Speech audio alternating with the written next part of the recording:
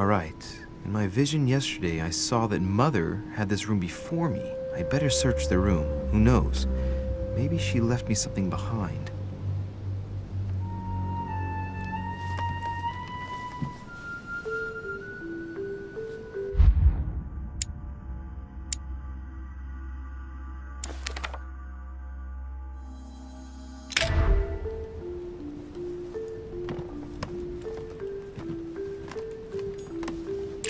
Nothing. The torture of Ixion, condemned by the gods to lose his mind because of his arrogance.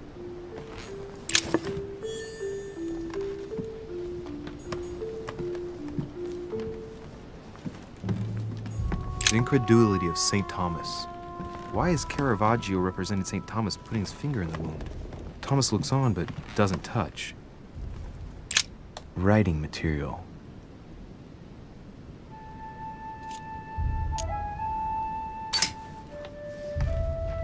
From what I see, no ink's ever been used on this quill.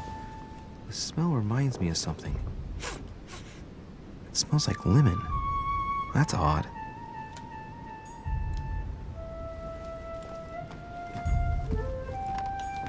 Last Judgment.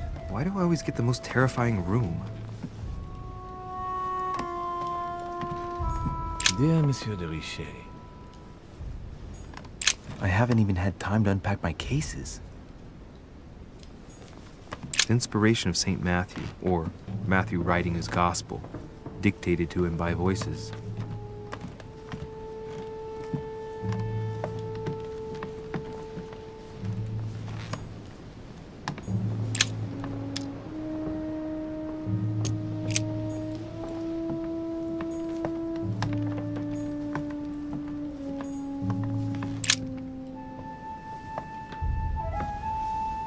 There's a circle around the lock here. Must be the trunk Mortimer was talking about. The key should open it.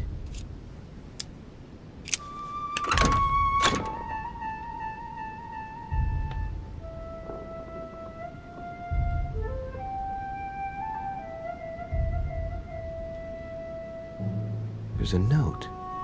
Effects of Sœur de Richet, to be given to her son, Louis.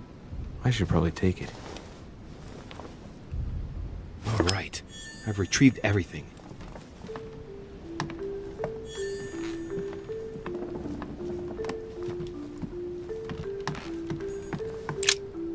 Oh, this bookcase is well stocked. Oh, this book has been put back the wrong way round.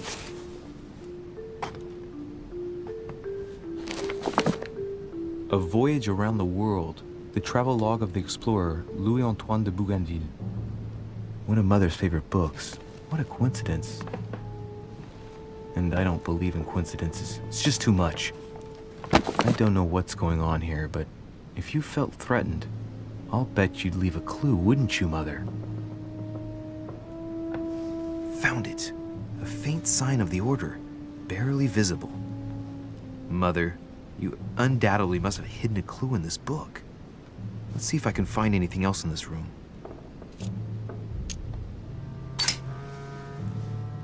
The paper's rougher around the writing. The paper's moist here. Very light stain, barely visible. And the smell reminds me of something. Come on, Louis, think. Think.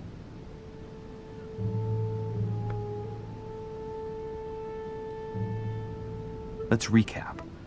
My mother was in this room. I found a rare edition of her favorite book. She must have left something behind. She applied a liquid to the book. She must have used the writing materials. The quill has been used, but not with regular ink. A message using invisible ink. I bet she used the limit to leave a message. Now, how do I reveal the message?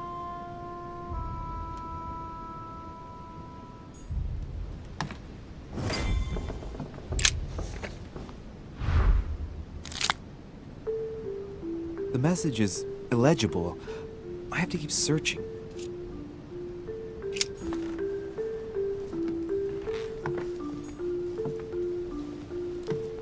Look, markings on the floor. just a bit worn out. I was hoping to find something leading to a secret passage. Amber crystals.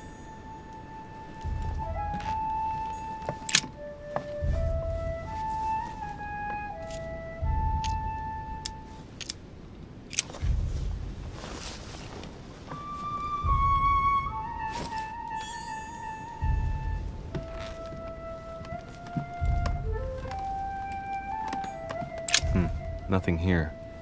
I wouldn't mind a nice, strong coffee, though.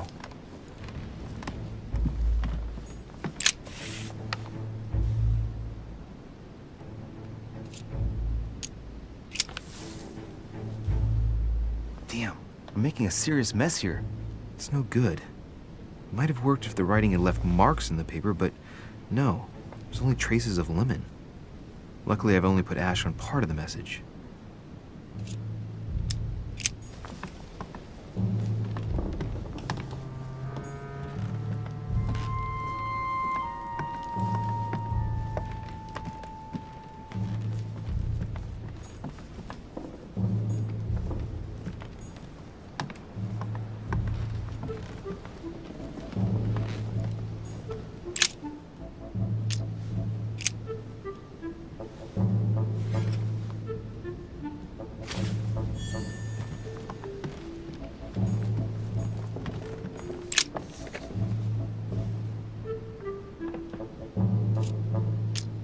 Aha! It's working! The heat reveals the message. Let's see what my mother wrote. Where all eyes size you up, you must pass by the Gorgon. Gorgon was the name of Medusa in Greek mythology. On the other hand, where all eyes size you up, I don't get it. And judging by the number of paintings in the manor, it could be anywhere. Damn! The message continues, but thanks to me, the rest of the text is unreadable. Great. I hope it wasn't a unique edition or Mother's gonna kill me. Now I better hurry and find that damn Medusa. Sir, dinner is served in the red salon. Typical. I'm not hungry. Please give my apologies to all the guests. Sir Holm requests your presence, sir. Well, I guess I'm just gonna have to wait before going and looking for my Medusa. Tell him I'll be there in a minute.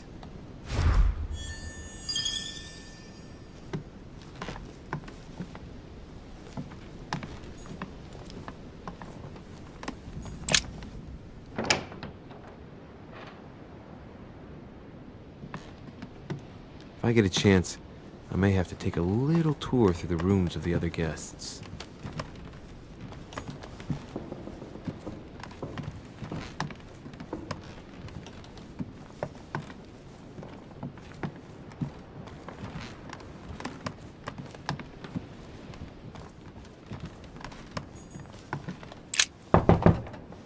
Let no one disturb me. I'm busy. Too bad. I'll see him later.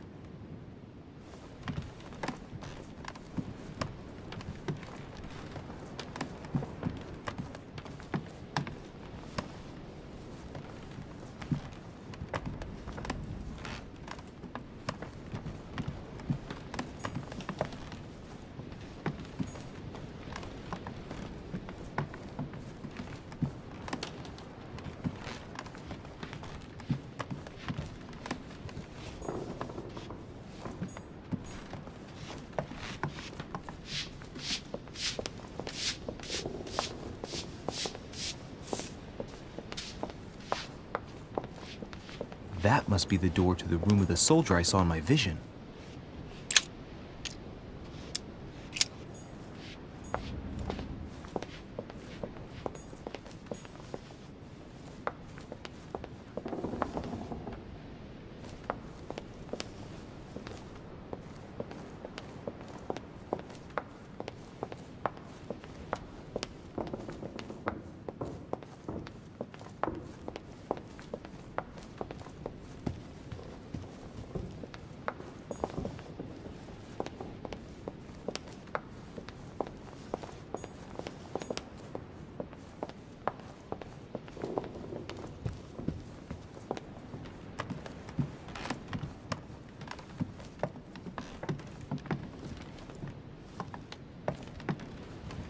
That's the door to Elizabeth's room.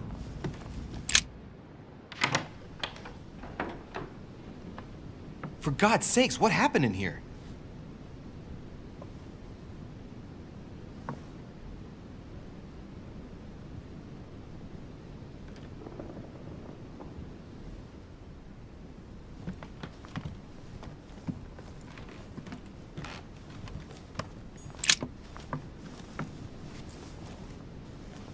A chest with a half-circle pattern.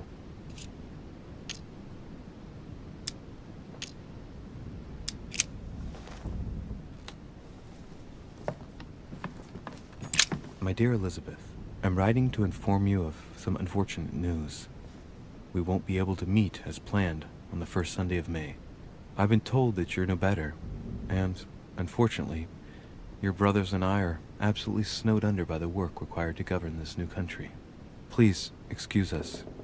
As soon as we can get free, even if it's just for a day, I promise we shall come and see you. Your loving father, John Adams. P.S. Don't hold it against your mother. She still isn't ready. Please don't judge her. I'm sure you'll be able to put all of this behind you one day.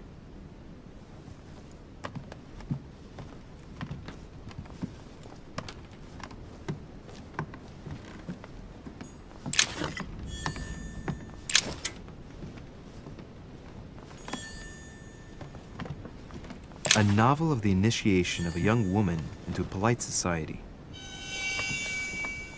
June 11th, 1791. My dear Elizabeth, your last letter gave me much cause for concern. Your words were so cold, as if emotions no longer matter to you. Father maintains that the secondary effects of your treatment still trouble you, but that they will soon subside. Should I believe him? I cling to the belief that we shall soon see each other again, at long last. Right soon. Your loving sister, Abigail. P.S. Don't forget to tell me what present you want. August 24th, 1792. Elizabeth, I'm driven to despair and doubt there is any point in writing to you. I'm not even sure you'll receive my letters. Father controls my correspondence more and more. I am certain he filters our exchanges. Thankfully, one of the chambermaids is able to help me get my letters to you. But they still remain unanswered. I often think about you and pray every day to be able to hold you tight. We have so much time to make up. I beg you, answer me, please. Your loving sister, Abigail. P.S. That horrible woman came again yesterday. She spent a long time speaking with Father.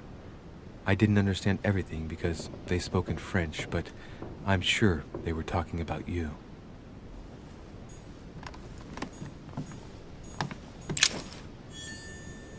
November 3, 1791.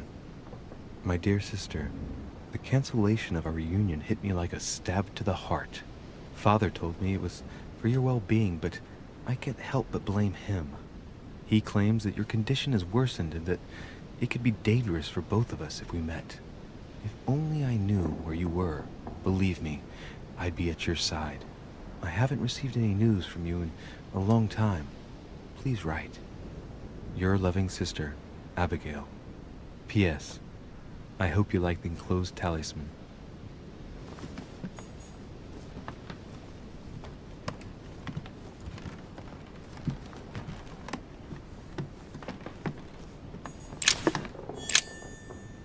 Looks like I found a box containing some kind of white crystals.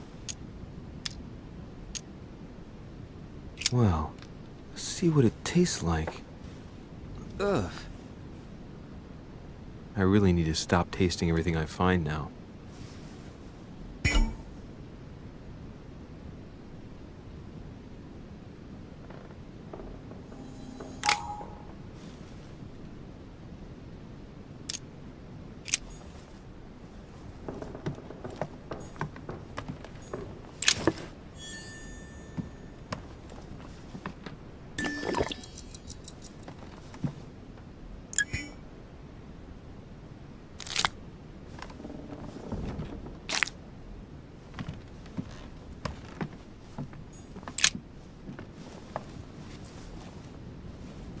A chest with a half-circle pattern.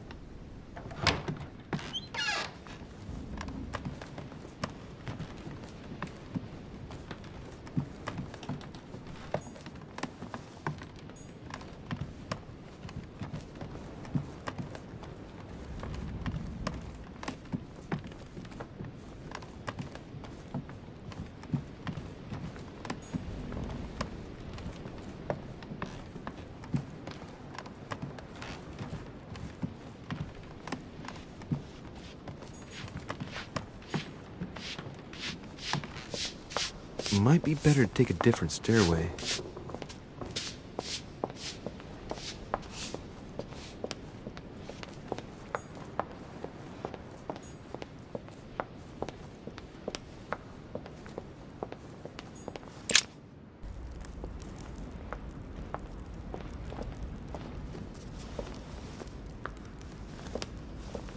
Excuse me, Monsieur de Richet? I really need to talk to you. Is this about last night? No, that was just a misunderstanding. I'm sure it was a little bit my fault, too. There's no excuse for that man's horrible behavior. You ought to tell Sir Home. Look, the only thing that I care about is that I've lost something precious. I'm not worried about Jacques Peru. You didn't happen to lose this, did you? Where did you find it? In the small salon. It's the only reminder I have of my beloved sister. I thought that swine stole it from me. You're her son. Sarah de Richet's son. Yes, why? Last night, I found out that your mother was on the island. What are you doing here?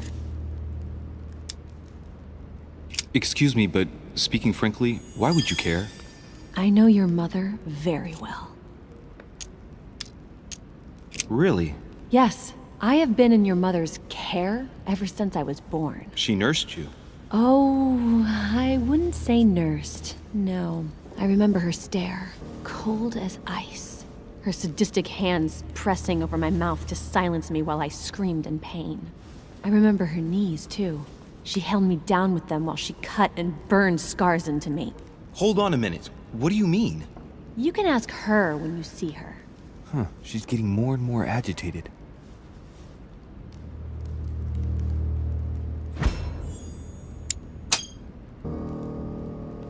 And next you're gonna tell me my mother's also responsible for that scar on your head? My heart stopped twice during the operation. I lost my memory for 6 months. You obviously have no idea of the abuse your mother inflicted on me. Wait. There must be some kind of mistake. My only mistake was ever meeting your mother. She's able to describe every detail without hesitation or getting flustered. It's becoming difficult not to believe the poor girl.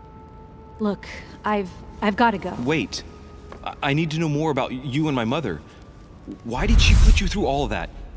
There must be some reason for what she did. What's the point of rubbing salt in the wounds? You're right. I don't want this conversation to turn into an interrogation. You've suffered enough already. I respect your silence. Please excuse me. Well, thank you. I know your little game. You're no different from the rest of them. You couldn't give a damn about me. The only thing you're interested in is finding out about your mother. Don't say that. Not everyone wants to use you.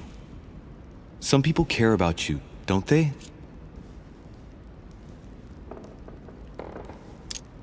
Haven't you got a sister? Yes. I'm sure she loves you with all her heart. She's the only one who cares about me. I would have put an end to it all by now if it weren't for her. Since you insist, I'll tell you how I met your mother. Thanks for trusting me. You see, before I was born, my mother often suffered from hallucinations and fits of anger. Soon people could barely recognize her. She became a completely different person. So my father spent an enormous amount of money paying for the best doctors. but none of them were able to cure her. The last resort was to call a priest. So, is that what your father did? No. He went to an expert in the occult.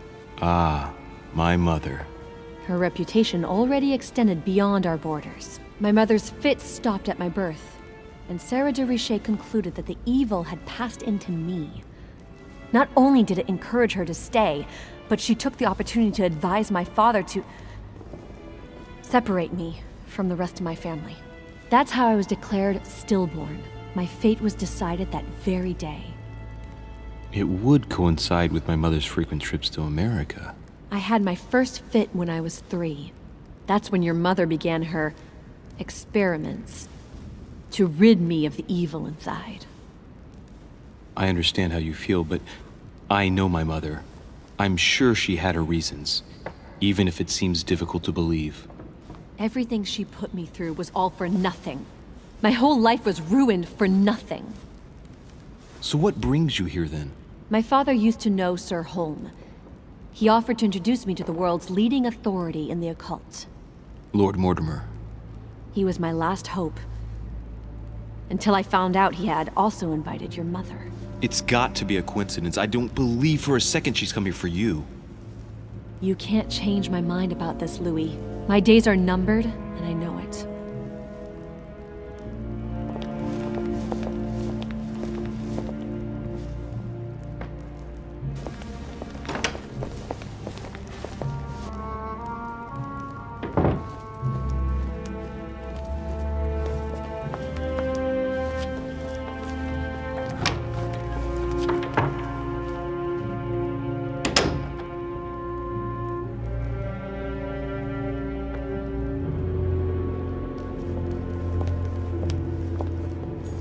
What can I do for you, sir? I am at your service day and night, sir. I would like to speak about your master, Lord Mortimer. Do please excuse me, sir, but I shall make no comment about my master. Is there anything else that sir would like to know? What can you tell me about the guests? Do excuse me, sir, but I am bound by discretion to say nothing about Lord Mortimer's guests, sir. Perhaps sir would like to know something else? Yes. Can you briefly describe the ground floor, please? Very well, sir. On the ground floor, there are mainly living rooms. Sir finds himself at present in the Grand Hall. From the Grand Hall, sir can access, on one side, the small salon where the guests like to relax with a good book. From there, sir can access the conference room, which is closed at present for preparations. That is where Lord Mortimer likes to gather all of his guests for talks. From the other side of the Grand Hall, sir may access the dining room. That is where sir's meals will be served. From the dining room, sir may benefit from an exceptional view overlooking the island. It is also the best way to access the portrait gallery, where a large part of Lord Mortimer's works are exhibited. And in the gallery, sir will also find access to the garden. But sir may be reassured, the building is accessible on both sides, so that it surrounds the garden in question. So, sir should not find cause to worry. No one has ever gotten lost. Yeah, except for my mother. Has sir another question? Yes. What can I find on the second floor? That floor is strictly reserved for Lord Mortimer, sir. In the west wing, on the second floor, are his private chambers. In the east wing are the rooms reserved for Lord Mortimer's personal guests. At the moment, these rooms are reserved for Sir Holm, sir. But only authorized guests may access that area. Does sir have any more questions? What's on the first floor? The first floor is reserved for guests, sir. That is where sir will find his private rooms. The main corridor leads around the building. 3 stairways will enable sir to return to the ground floor. It is also from there that sir will be able to reach the second floor. Thank you very much. Anything else, sir? What is outside on the island exactly? Lord Mortimer has made a point of keeping the main part of the island in its natural state, sir. For security reasons, only the wharves and the gardens are accessible to guests. If Sir would like to walk along the wharves, he has only to follow the pathway used upon his arrival. If he would like to walk in the interior gardens of the manor, I would advise Sir to pass through the portrait gallery. May I help Sir in any other way?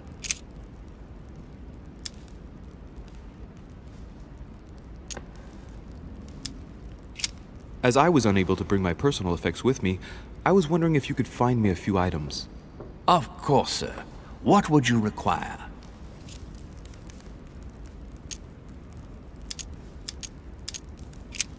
What's that book you're hiding in your jacket? The Sorrows of Young Werther by Goethe, sir. And I am not hiding it. Hand it to me, please. It is damaged, sir. I would never dare lend Sir a book in such a pitiful state, sir. I took it to restore.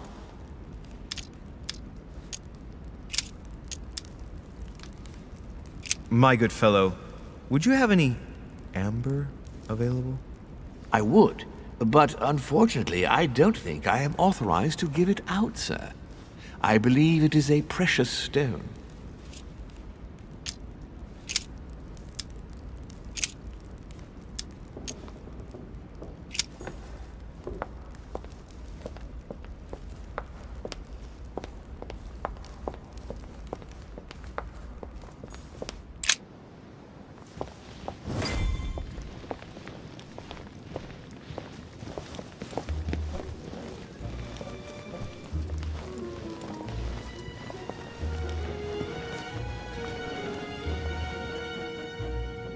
Dear friends, I bid you welcome. I hope the night was not too short. Your Eminence, Duchess, Monsieur de Richet, allow me to introduce our new guests. They arrived during the night. Johann Christoph von Wollner, Minister of Religious Affairs and close aide of Frederick William II, King of Prussia. Napoleon Bonaparte, Lieutenant of the French Revolutionary Army. And Jacques Peroux, French Revolutionary Tribunal Judge. Unfortunately, my friends, Lord Mortimer will not be joining us this morning, but he should be with us later. So, let us begin. What is Mortimer playing at? He tells me to come urgently and he sends no one to meet me? Thank you again for the wine, Your Eminence. It is served every day at the king's table. I am delighted to hear it. Volner and Piaggi seem to be getting along well. My dear Johann, how are you? Glad to make landfall at last. And yourself? Very well. And your husband? He's poorly. The French Revolution gives him terrible headaches. Oh, I understand. I shall feel better too, as soon as the situation is settled. If by chance the French crisis is emulated in Berlin, there will always be a refuge for you in London, my dear. Your offer does you honor, Emily. But London is much closer to Paris than Berlin. Beware. The French are capable of sailing up the Thames straight to the Houses of Parliament. Oh, my friend, I am shaking in my clogs.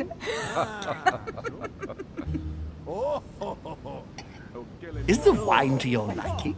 Very much so, Sir Gregory. Such complexity. Typically French. A Sauterne, isn't it? Absolutely. If I'm not mistaken, this is not Lord Mortimer's favourite wine. It is yours. In his absence, I have taken the liberty of making a slight deviation from the rule, but I count on your discretion. Don't worry, I appreciate the same grape varieties as you. I remember the last time we tasted that nectar here at this table. The finest minds of the century were present. And the last time we drank it, the orphanage in Bloomsbury was still in ruins. Would you repeat that? Oh, well, I put some small effort into the works. The orphanage reopened just before Christmas. The bedrooms, washrooms, and the classrooms had all been refurbished. I don't know what to say. You have given the girls a wonderful Christmas gift. Thank you. I made a promise. Now it is done.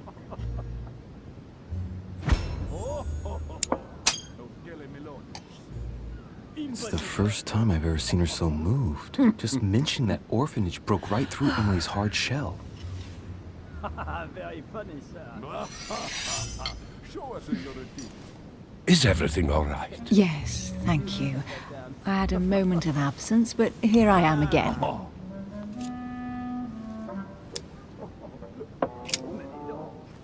What do you think of Volner? Many believe he is the real leader of Prussia.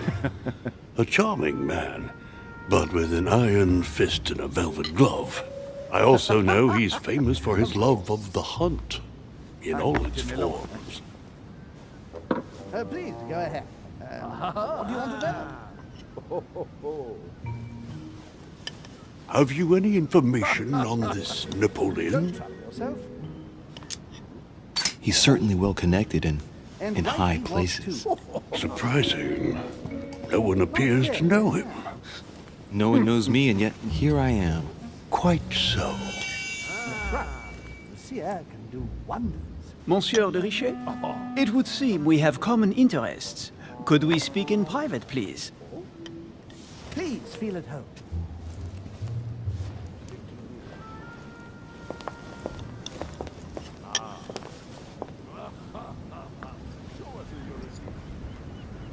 Lord Mortimer and the Golden Order, through your mother, have concluded a financial agreement. Stay composed, Louis. I'm listening. An agreement for cannons. Lord Mortimer assured me that you are to take over the project on behalf of your mother. You must know that I am deeply sorry about their disappearance, but I must validate the deal urgently if I want to be able to organize things properly. I haven't seen Lord Mortimer yet. I'm afraid I'll be unable to answer your questions. He assured me that you could replace your mother during her absence. I appreciate his confidence, but still, this is a bit hasty. But please continue. Of course, but I need to know if I can count you among my allies. Well, of course. And for that, I have a little question for you. The agreement stipulates an aid of 50,000 louis d'or for 200 cannon.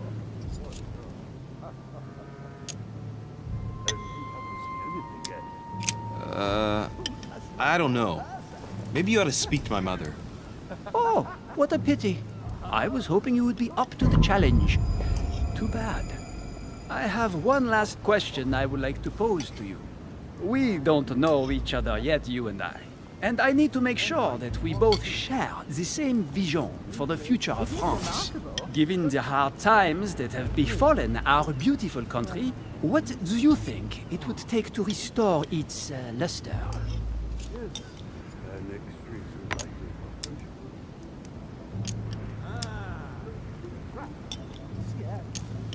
The revolution was a good thing, but it gave birth to a monster. We must overthrow the new system in place.